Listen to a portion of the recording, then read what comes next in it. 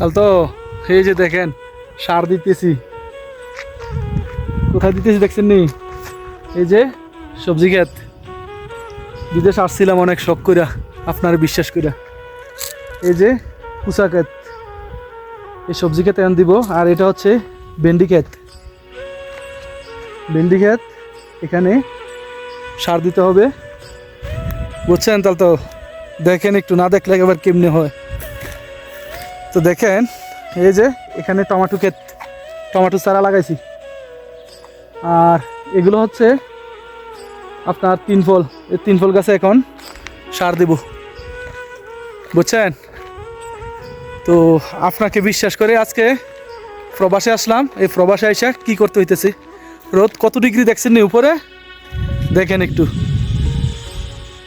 এই যে পাহাড় দেখেন, না দেখলে তো বিশ্বাস হবে না আপনাদের।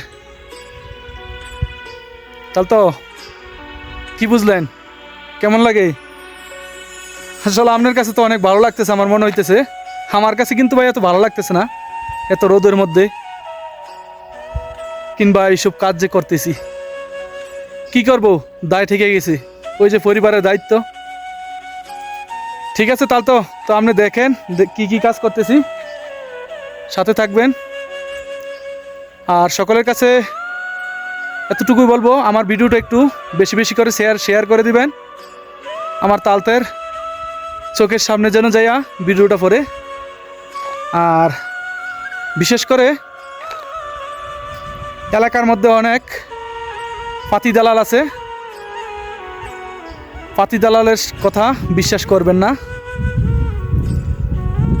যদি বিশ্বাস করেন হয়তো আমার মতো পরিস্থিতি হবে, কিংবা আমার চেয়ে আরও খারাপ পরিস্থিতিও হতে পারে, আবার আমার চেয়ে অনেক ভালো অবস্থানেও যেতে পারেন। এটা হচ্ছে নসিব।